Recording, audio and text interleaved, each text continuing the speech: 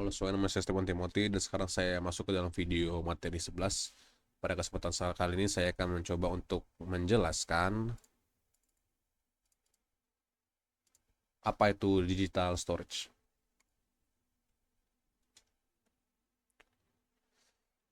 Pengertian dasar dari di storage atau penyimpanan. Storage adalah tempat di mana data disimpan dan dikelola dalam sebuah sistem komputer sebagai komponen penting dalam teknologi informasi. Penyimpanan memungkinkan pengguna menyimpan akses dan memanipulasi data sesuai kebutuhan. Dalam era digital saat ini, peran penyimpanan menjadi sangatlah penting karena untuk memastikan kelancaran operasional serta keamanan data. Contoh kayak hard disk SSD, kartu memori, flash disk, cakram optik, NAS, kartu magnetik, kartu pintar, tag RFID, tag NFC, dan cloud storage. Perbedaan utama dalam dunia penyimpanan dengan memori RAM itu ada 3 poin.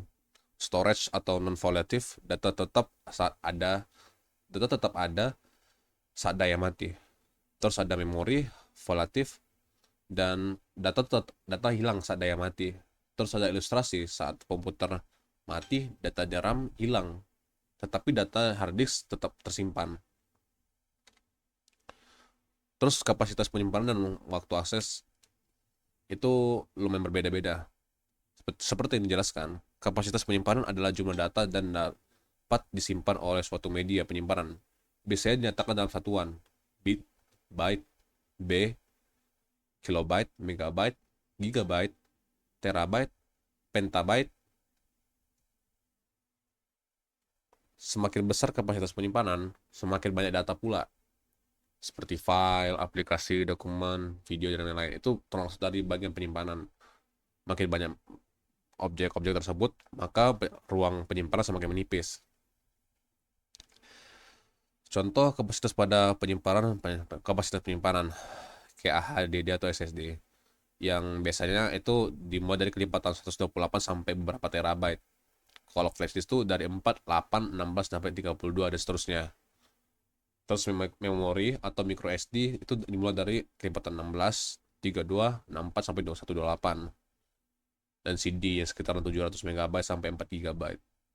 Terus cold storage yang dimana kapasitasnya mengikuti paket, misalnya 5 GB, 100 GB, 1 TB, dan biasanya juga ya tidak terbatas tergantung seberapa banyak server yang udah dibuat oleh crowd untuk menciptakan cold storage-nya.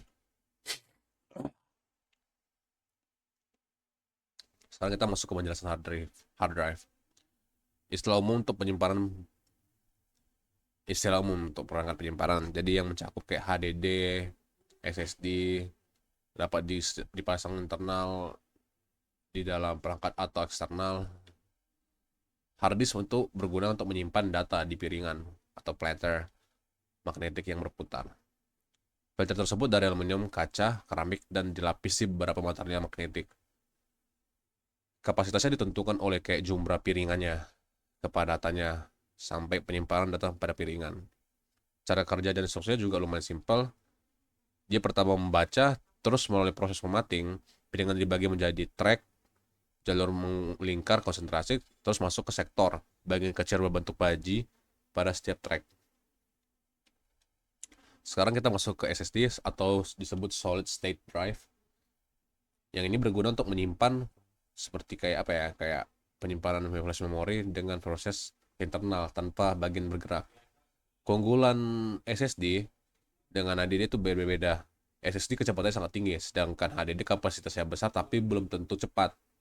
Terus SSD juga hemat daya, sedangkan HDD itu kadang ya kalau semakin besar, ya semakin banyak disimpan tuh makin banyak makan daya.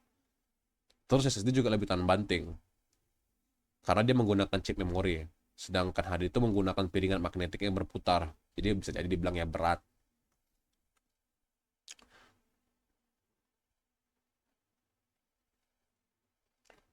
Kita masuk ke penyimpanan memori flash portable atau biasa disebut kartu memori. Memory card. Perangkat penyimpanan flash yang dapat dilepas berukuran kecil, dimasukkan ke slot khusus di komputer, perangkat seluler atau card reader. Contoh tipenya biasanya kayak SDHC, SDXC, micro SD, dan CF.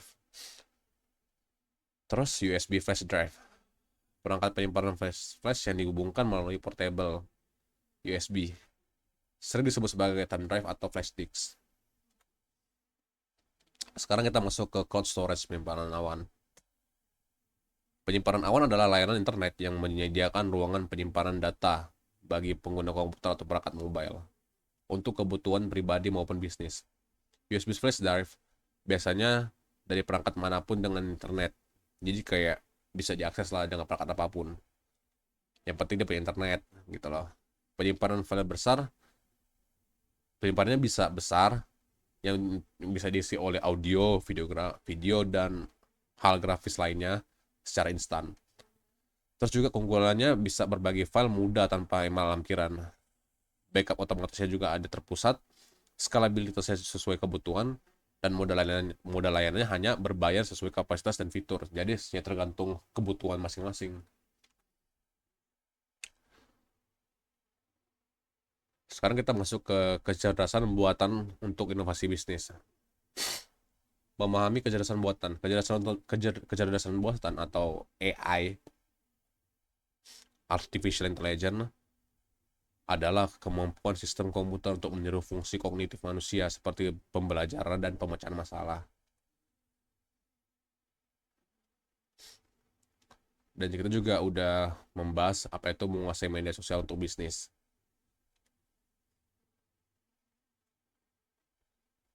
Sekarang kita masuk ke optical disc, cakram optik. Cakram optik merupakan salah satu jenis media penyimpanan yang terdiri dari cakram optik. Cakram optik merupakan salah satu jenis media optik penyimpanan yang terdiri dari cakram optik. Jenisnya itu ada kayak CDS, compact disc, DVD, dan cakram Blu-ray. Terus kita masuk ke enterprise storage atau penyimpanan perusahaan. Perangkat keras perusahaan memungkinkan organisasi besar mengelola dan menyimpan data secara informasi menggunakan perangkat yang dirancang untuk penggunaan intensif, efisiensi maksimal, dan ketersediaan maksimal. Penyimpanan perusahaan seringkali menggunakan teknologi fiber channel atau FC sebagai terbuka yang menghubungkan perangkat ke jaringan. Contohnya itu adalah RAID, red enveloping, RAID stripping, NAS, SAN, dan magnetic tape. Dan juga ada beberapa penyimpanan lainnya seperti kartu garis magnetik, kartu cerdas, tag RFID, chip, dan tag NFC. Sekian dari penjelasan saya. Terima kasih.